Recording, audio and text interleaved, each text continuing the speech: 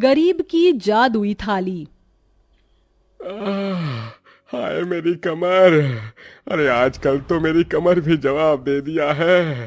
हाय हाय ये दर्द। जब इतना ही दर्द रहता है आपकी कमर में तो क्यों करते हैं ये खेती?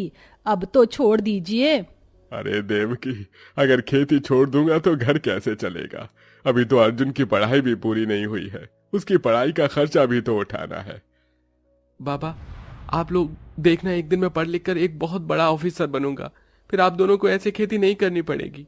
भगवान करे तू अपनी जिंदगी में बहुत आगे बढ़े। अब चलिए सब लोग खाना खा लीजिए। पूरा परिवार खेत में बने एक बड़े से पेड़ के छांव के नीचे बैठकर खाना खाता है। बाबा, आज सुबह मैं अखबार पढ़ रहा था, सुनने में आया है कि इस साल सब्जियों के दाम दुगने हो जाएंगे। ये तो सच में बहुत बढ़िया खबर है। अगर ऐसा हुआ तो इससे किसानों को बहुत फायदा होगा। अरे किसानों का तो फायदा होगा, लेकिन बेचारे गरीब लोगों का क्या होगा? कैसे खरीदेंगे वो महंगी महंगी सब्जियां? महंगी सब्जियों के दाम सुनकर जहां किसान मनोज का परिवार खुश था, तो वहीं मनोज को गरीब लोगों की काफी फिक्र हो रही थी। ऐसे ही समय गुजरता है और कुछ दिनों में मनोज खेती करके सारी सब्जियां लेकर उन्हें बाजार में बेचने के लिए निकल जाता है। अरे काका, ये आलू और टमाटर कैसे दिए हैं? अरे बेटा, आलू 50 रुपए किलो है और टमाटर 70 रुपए किलो। अरे क्या इतनी महंगी सब्जियां लगाते हैं आप? पाव भर देकर ही काम चलाना पड़ेगा अब तो। सब्जियां महंगी होने के चलते अब ज्यादातर लोग पाव भरी सब्जी लिया करते थे, जिससे मनोज को काफी ज्यादा नुकसान होता है। ये प्याज और भिंडी तो बिना बिके ही खराब हो गई। अरे अभी तो बस ये शुरुआत है। मुझे तो लगता है आजकल जो पाव भर में सब्जियां बिक रही हैं वो भी आगे चलकर नहीं बिकेंगी। मनोज की सोच बिल्कुल सही निकलती है। कुछ दिनों में लोगों ने सब्जियां खरीदना बिल्कुल ना के बराबर कर दिया था, जिससे मनोज का काफी नुकसान होता है और मनोज की मुश्किल से 50-100 रुपए की कमाई हो पाती है और इन पैसों में घर का खर्च लाना बिल्कुल नामुमकिन था। हे भगवान, अगर ऐसा ही रहा तो घर का खर्चा कैसे चलेगा? ऊपर से अर्जुन के कॉलेज की फीस भी अगले महीने तक जमा करनी है। अरे मुझे तो समझ में नहीं आ रहा, कहीं ऐसा ना हो कि खेत गिरवी रखने की नौबत आ जाए। शुभ शुभ बोलिए। अगर ऐसा हुआ तो हम तो बर्बाद हो जाएंगे। हमारे पास इस खेत के अलावा और है ही क्या? अपने माँ बाप की हालत और उनको परेशान देख अर्जुन अब एक बहुत बड़ा फैसला लेता है। माँ, बाबा, मैं जानता हूँ आप लोग काफी परेशान हैं, लेकिन अब आपको और परेशान होने की कोई जरूरत नहीं है। मैंने सोच लिया है, अब मैं शहर जाकर नौकरी करूंगा। अरे बेटा नहीं, पढ़ाई की उम्र में हम तुझे नौकरी नहीं करने दे सकते। बाबा, मैं हमेशा के लिए पढ़ाई थोड़े ना छोड़ रहा हूँ, सिर्फ कुछ दिनों के लिए पढ़ाई से ब्रेक ले रहा हूँ। जैसे घर के हालात ठीक हो जाएंगे मैं दोबारा पढ़ाई शुरू कर दूंगा। अर्जुन की बात सुन मनोज और देवकी को अपने बेटे के लिए काफी दुख होता है। अगले दिन होते ही अर्जुन शहर की बस पकड़कर काम के लिए निकल जाता है। तभी अचानक रास्ते में अर्जुन की बस का एक्सीडेंट हो जाता है, जिसमें अर्जुन को काफी गहरी चोट आती है। अरे डॉक्टर साहब, हमारे बेटे को बचा लीजिए, उसका हमारे अलावा इस दुनिया में कोई नहीं है। देखिए, हम पूरी कोशिश कर रहे हैं। हमें आपके बेटे का ऑपरेशन करना होगा, कम से कम 2 लाख रुपए का खर्चा होगा।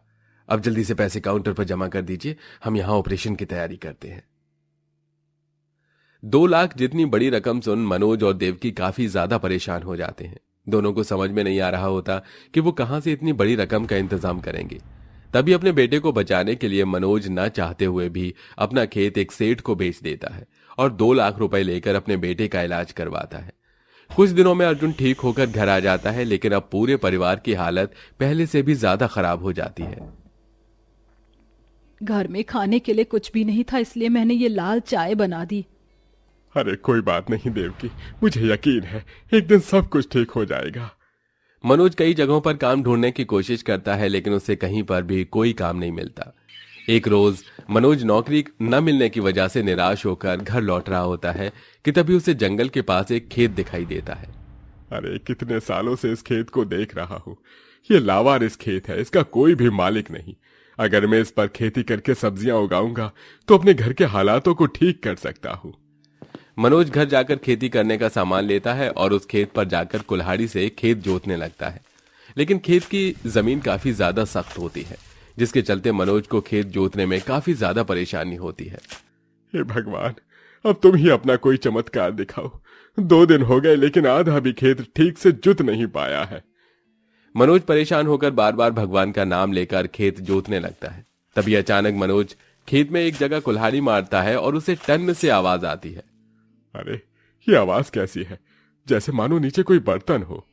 मनोज फावड़े की मदद से खेत की जमीन की मिट्टी को हटाने लगता है। काफी देर तक मिट्टी हटाने के बाद मनोज को उस खेत के अंदर एक सुनहरी रंग की थाली मिलती है। अरे ये थाली इस खेत में क्या कर रही है? भला थाली को जमीन के अंदर कौन गाड़ता है? लेकिन दिखने में तो काफी सुंदर है। एक काम करता हूं, इसे घर ले चलता हूं। मनोज उस थाली को अपने घर ले जाकर रख देता है और ऐसे ही कुछ दिन गुजर जाते हैं। एक दिन सारा परिवार खाना खा रहा होता है कि तभी अचानक अर्जुन जिस थाली में खाना खाता है उस थाली में छत से एक छिपकली आ गिरती है। हे भगवान, ये छिपकली कैसे गिर गई? बेटा तू ये खाना मत खा, मैं तुझे दूसरा खाना देती हूँ। देवकी जल्दी से चूल्हे के पास एक थाली उठाती है। यह वही थाली थी जो मनोज खेत के अंदर से लेकर आया था। देवकी जैसे ही उस थाली में एक रोटी और अचार रख के अर्जुन को देती है तो अचानक उस थाली के अंदर से एक सुनहरी रोशनी निकलती है और देखते ही देखते वो एक रोटी 2 रोटी में बदल जाती है और अचार भी ढेर सारा हो जाता है, जिसे देख वो तीनों काफी हैरान होते हैं। ये क्या जी, ये अचानक एक रोटी 2 रोटी में कैसे बदल गई? अरे मुझे भी अपनी आंखों पर यकीन नहीं हो रहा। ऐसा लगता है कि किसी ने जादू किया हो। अर्जुन उस थाली के अंदर से उन 2 रोटियों को निकाल कर फिर से एक रोटी रखता है और देखता है कि इस बार भी उस थाली के अंदर से फिर से सुनहरी रोशनी निकलती है और वो रोटी 2 रोटी में बदल जाती है। बाबा, ये कोई साधारण खाने की थाली नहीं बल्कि जादुई खाने की थाली है। अगर हम इसमें कोई भी खाने की चीज रखेंगे तो वो डबल हो जाएगी। अर्जुन की बात सुन देवकी जैसे ही उस जादुई थाली के अंदर थोड़े से चावल डालती है तो वो थाली पूरे चावल से भर जाती है। ये देख अब पूरा परिवार काफी खुश होता है। हे मुरली मनोहर, मुझे तुझ पर पूरा भरोसा था। आखिरकार तूने हमारी परेशानी का हल निकाल दिया। देवकी, अर्जुन, अब हम इस जादुई थाली की मदद से थोड़े से खाने को ज्यादा खाने में बदलेंगे और उन्हें ले जाकर बेचकर पैसे कमाएंगे। अगले दिन होते ही मनोज पड़ोस से थोड़े से पैसे उधार मांग अच्छा खाना बनाने का सामान लेकर आता है, जिससे देवकी तरह तरह के पकवान बनाती है। उन सभी पकवानों को एक एक कर उस जादुई थाली में रख देती है और देखते ही देखते वो थोड़ा बहुत पकवान पहाड़ जितना बढ़ जाता है और अब उन पकवानों को लेकर तीनों ठेले पर उन्हें बेचने के लिए निकलते हैं। क्या बात है काकी, कल तक तो आप लोग रोटी रोटी के लिए तरस रहे थे और आज आप खाना बेच रहे हैं। कोई लॉटरी लग गई है क्या? ये तो बस भगवान की कृपा है। देवकी, मनोज और अर्जुन अब तीनों हर रोज और जादुई खाने की थाली की मदद से खाने को डबल करके उन्हें बेचकर ढेर सारे पैसे कमाते हैं, जिससे अब धीरे धीरे उनके घर के हालात भी ठीक होने लगते हैं। वहीं अर्जुन अपनी पढ़ाई दोबारा शुरू कर देता है। देवकी, कितने दिन हो गए हैं तुम्हारे हाथ की मसाला वाली चाय पिए हुए। जल्दी से 1 कप मसाला वाली चाय बना दो। जी बस ये पैसे रख दूं, फिर आपके लिए चाय बनाती हूँ। देवकी उन पैसों को ले जाकर संदूक में रख रही होती है कि तभी अचानक देवकी के हाथ से एक 50 रुपए का नोट गिरकर सीधा उस जादुई थाली में गिर जाता है और देखते ही देखते 50 रुपए का नोट ढेर सारे 50 रुपए के नोट में बदल जाता है, जिसे देखकर और मनोज काफी हैरान होते हैं। ये क्या जी, हमें तो लगता था कि ये जादुई थाली सिर्फ खाने को ही डबल कर सकती है, लेकिन इसने तो इन पैसों को भी डबल कर दिया। देवकी की बात सुन मनोज अब जैसे ही उस जादुई थाली में एक 100 रुपए का नोट डालता है तो वो भी ढेर सारे नोट में बदल जाते हैं, जिसे देख अब दोनों पति पत्नी का खुशी का कोई ठिकाना ही नहीं रहता। मुझे तो अपनी आंखों पर यकीन ही नहीं हो रहा कि सब सच है। सुनिए जी, अब हम इस जादुई थाली की मदद से सिर्फ अपनी ही नहीं बल्कि लोगों की भी मदद करेंगे। लगता है ये जादुई थाली भगवान ने हमें इसलिए ही दी है। देवकी की बात सुन मनोज काफी खुश होता है, जिसके बाद अब वो लोग उन पैसों को डबल करते हैं और सबसे पहले मनोज सेठ से अपनी गिरवी रखी हुई जमीन को छुड़वा कर दोबारा उस पर खेती करना शुरू कर देता है। वहीं अब देवकी जहां अमीर लोगों को पैसों में खाना देती है, वहीं गरीब लोगों को मुफ्त में खाना देकर उनकी मदद करती है। बहन जी, आपका बहुत बहुत शुक्रिया। भगवान आपका भला करे। आज आपकी वजह से मेरा पूरा परिवार पेट भर कर खाना खा पा रहा है। पूरे परिवार को गरीबों की काफी दुआएं लगती हैं। इसी के साथ सिर्फ कुछ वक्त में पूरे परिवार की जिंदगी भी पूरी तरह से बदल जाती है और अब उनके पास एक अच्छा घर होने के साथ साथ हर तरह की सुख सुविधाएं भी होती हैं, जिसे देख अब मनोज उस जादुई थाली से पैसों को डबल करते हैं और अब गरीब और बेसहारा लोगों के लिए मकान बनाते हैं।